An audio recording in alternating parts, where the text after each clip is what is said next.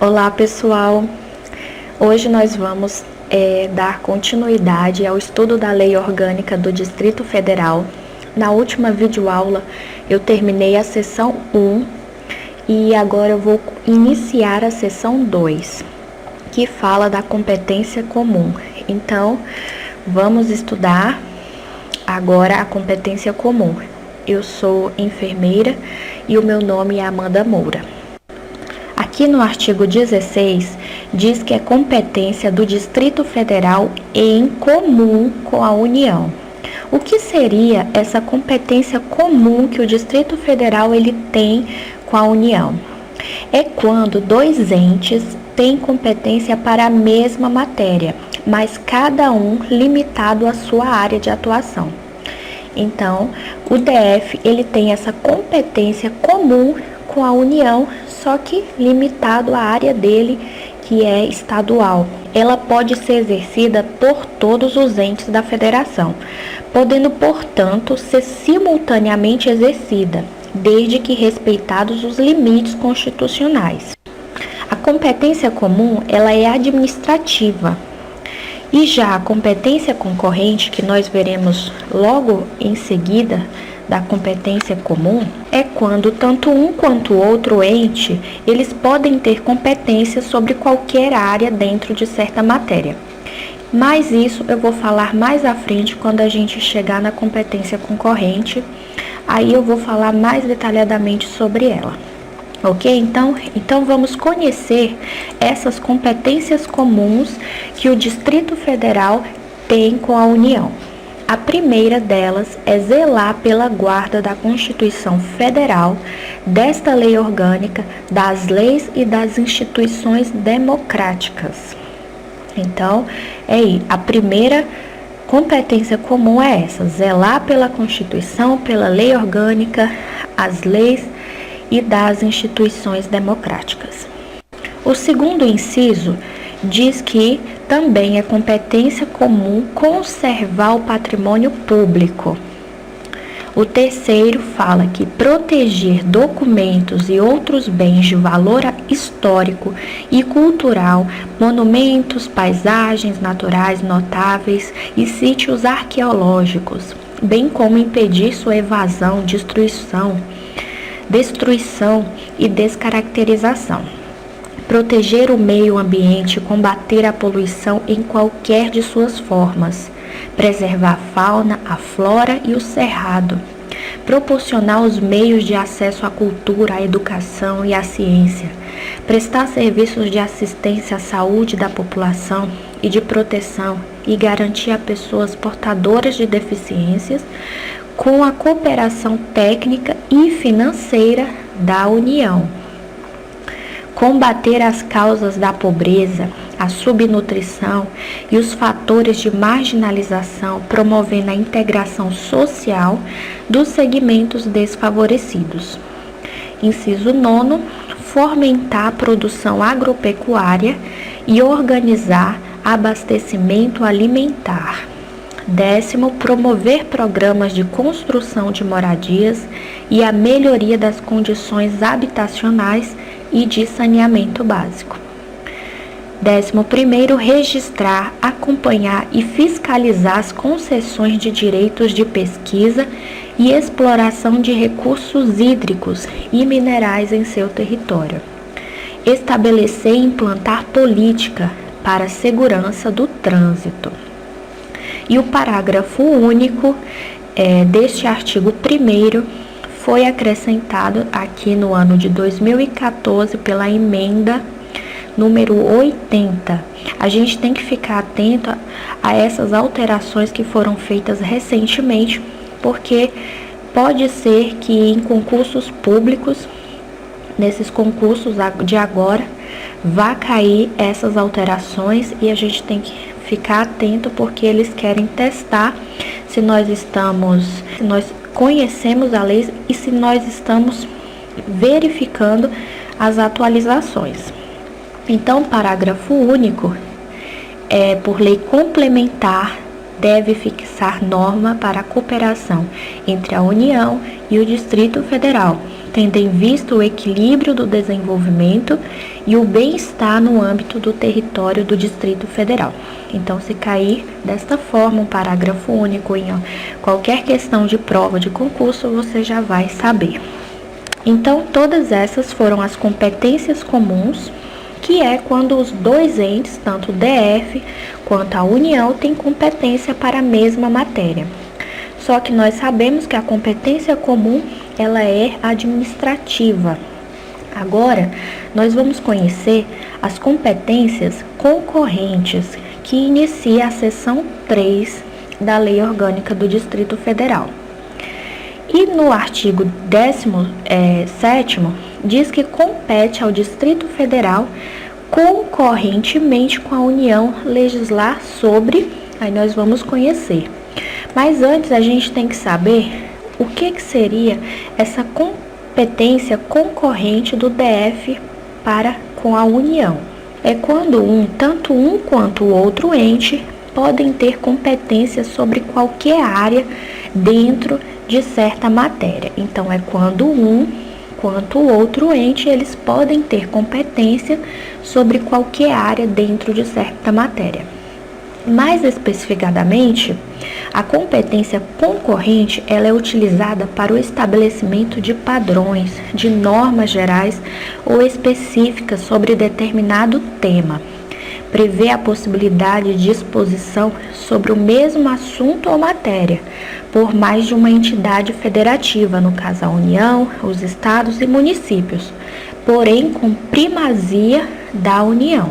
Um exemplo básico para vocês terem uma noção do que seria uma competência concorrente ou de normas gerais é a Lei de Diretrizes Básicas da Educação. Ela prevê padrões para que o ente que legislar sobre a educação, por exemplo, deverá seguir o estabelecido na referida lei, que é a norma geral. Essa Lei de Diretrizes Básicas da Educação é uma norma geral. Imaginemos que a União ela tenha estabelecido determinada norma geral, mas tenha sido omissa em algum ponto específico. Então, poderá outro ente legislar acerca desse ponto específico de maneira suplementar. Então, a competência concorrente, ela trata da parte legislativa e a competência comum da parte administrativa da lei. Agora nós vamos conhecer essas competências concorrentes, que compete ao Distrito Federal concorrentemente com a União legislar sobre direito tributário, financeiro, penitenciário, econômico e urbanístico, orçamento, junta comercial, custas de serviços forenses, que é relativo às despesas judiciais. Custas de serviços forenses significa relativo às despesas judiciais. Produção e consumo, cerrado, caça, pesca, fauna, conservação da natureza, defesa do solo e dos recursos naturais, proteção do meio ambiente e controle da poluição, proteção do patrimônio histórico, cultural, artístico, paisagístico e turístico, responsabilidade por danos ao meio ambiente, ao consumidor e a bens e direitos de valor artístico, estético, histórico, espeleológico. Para quem não conhece essa palavrinha e acha estranha, eu deixei o significado da palavra espeleologia, que do latim significa spelaeum, que é igual caverna. É a ciência que estuda as cavidades naturais, as cavernas. Então, espeleológico é o estudo dessas cavidades naturais. Continuando, então, turístico e paisagístico. No inciso 9, também é competência concorrente à educação, cultura, ensino e o desporto. Coloquei o significado da palavra desporto, que é a mesma coisa que um exercício físico praticado de forma metódica, em grupo ou individualmente e com diversos objetivos. Pode ser para competição, recreação, terapia. é uma forma de divertimento, recreio também. Pessoal, quem quiser estar tendo acesso a esse meu material, é só estar enviando um e-mail para mim. Eu vou deixar o meu e-mail que eu uso para responder as pessoas aqui do YouTube na descrição do vídeo. Então é só vocês estarem me pedindo através do meu e-mail, que eu vou estar retornando a vocês a mensagem com o material que vocês desejam, tá bom? Então vamos continuar. No inciso 10º também é Previdência Social, Proteção e Defesa da Saúde. O 11º, Assistência Jurídica nos termos da legislação em vigor, foi alterado, como vocês estão vendo aqui, foi colocado uma emenda número 80 de 31/7/2014. E aqui está valendo essa daqui, que fala Defensoria Pública e Assistência Jurídica nos termos da legislação em vigor. Então, Defensoria Pública e Assistência Jurídica nos termos da legislação em vigor entra como competência concorrente com a União na nossa Lei Orgânica do Distrito Federal. Também sofreu alteração o inciso 12º, que fala da proteção e integração social das pessoas portadoras de deficiências. Então, este inciso ele foi revogado pela emenda à Lei Orgânica número 80 de 2014 e foi colocado no lugar de pessoas portadoras de deficiências para pessoas com deficiência. Por que houve essa alteração? Uma das discussões mais frequentes em grupos de inclusão social é como chamar as pessoas que têm deficiência. E aí, na Convenção Internacional para a Proteção e Promoção dos Direitos e Dignidade das Pessoas com Deficiência, ficou decidido que o termo correto utilizado seria pessoas com deficiência. Foram 7 os motivos que levaram os movimentos a terem chegado à expressão pessoas com deficiência. Entre eles, de não esconder ou camuflar a deficiência, mostrar com dignidade a realidade e valorizar as diferenças e necessidades decorrentes da deficiência. Um dos autores para essas discussões, ele diz que a tendência é de se parar de usar a palavra portadora, porque a condição de ter uma deficiência faz parte da pessoa e esta pessoa não porta a sua deficiência, ela tem uma deficiência. Tanto o verbo portar como o substantivo ou adjetivo portadora não se aplicam a uma condição inata ou adquirida que faz parte da pessoa.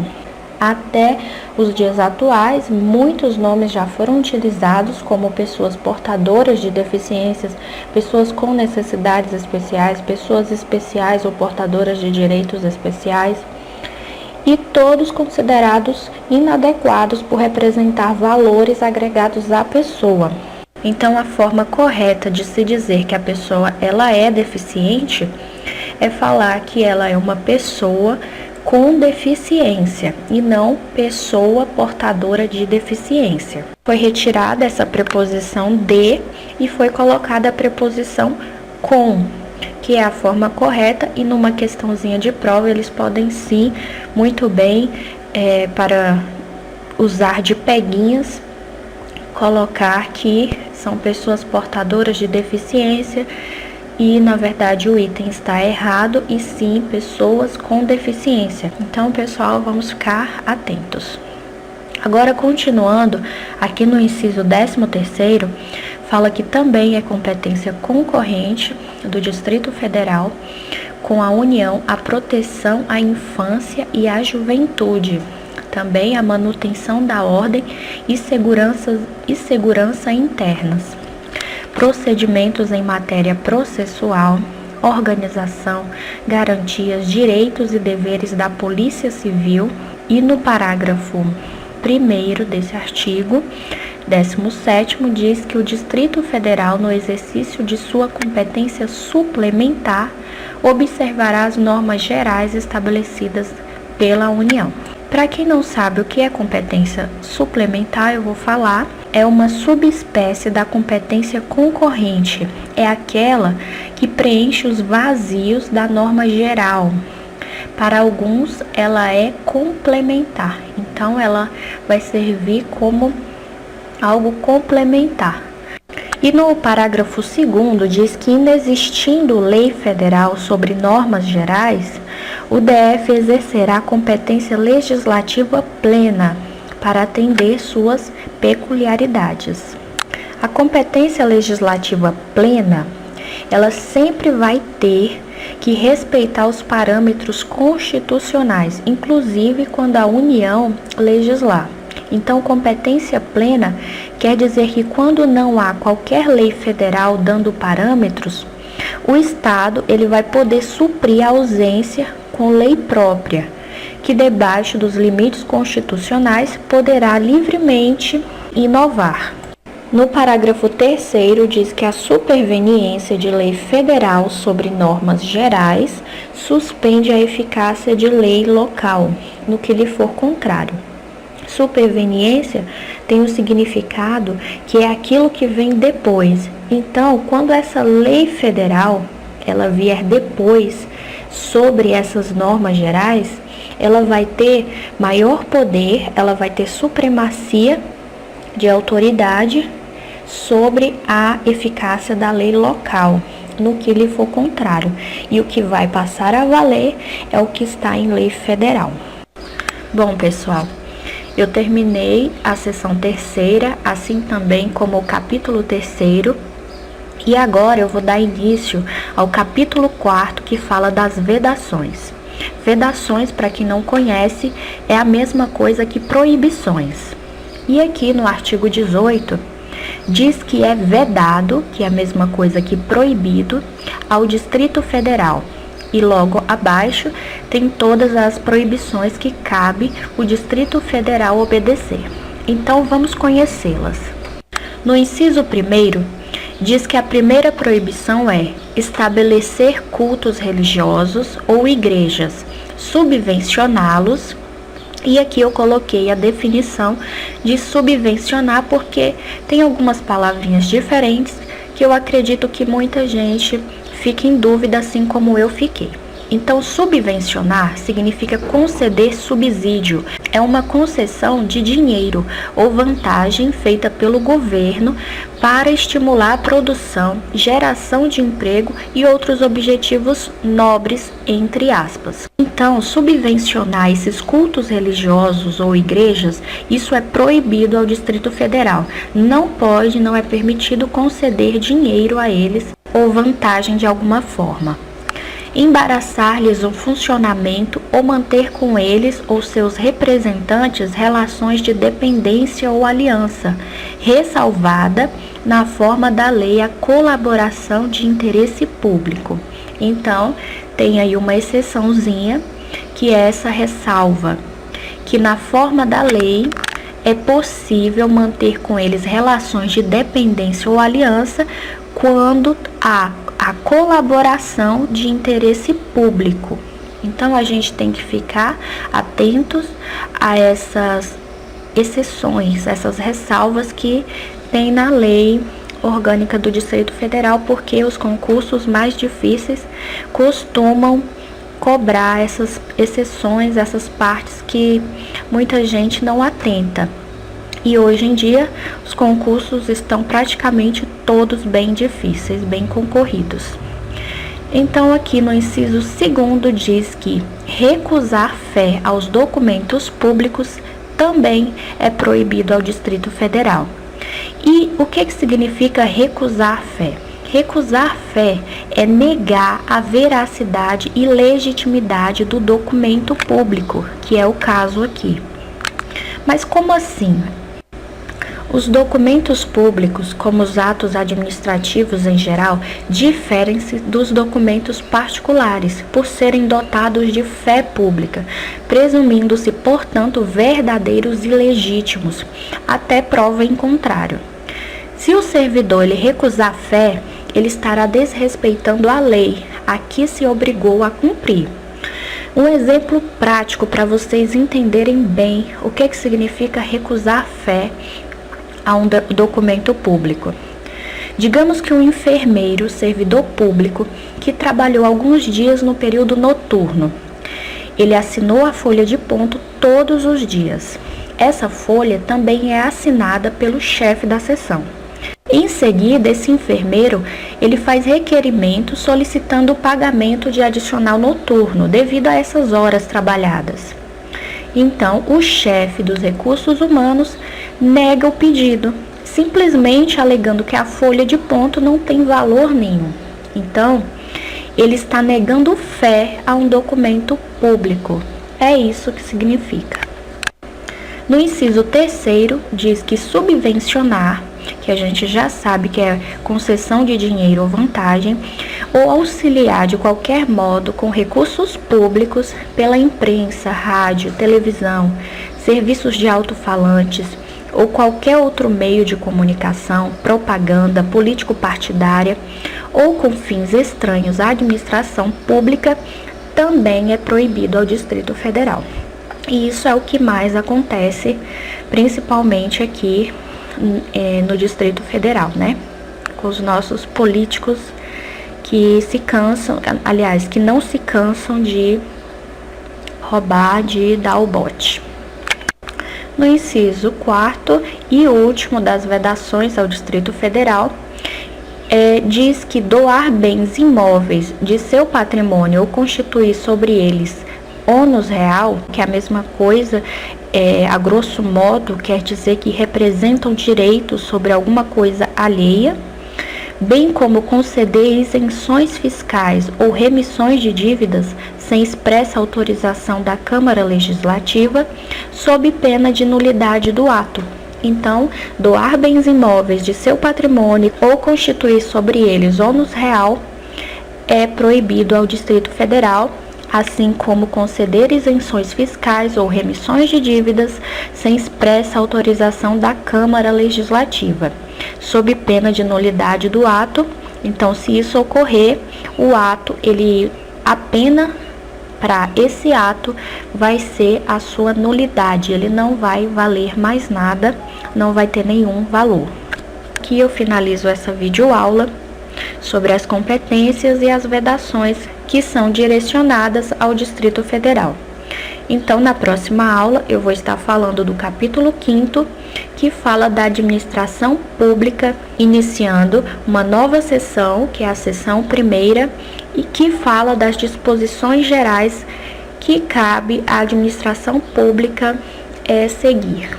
E assim, conhecer o artigo 19, que ele é bem extenso, bem grande. Aqui eu vou dar uma rodada para vocês verem o tamanho dele. Tem muitas emendas, ele é bastante extenso, tem bastante incisos e ele é muito importante também. Então é isso, pessoal, espero que vocês tenham gostado desta videoaula. Não percam as próximas e se vocês gostaram, se inscrevam no meu canal, dê um joinha aí e um beijo e até a próxima. Tchau!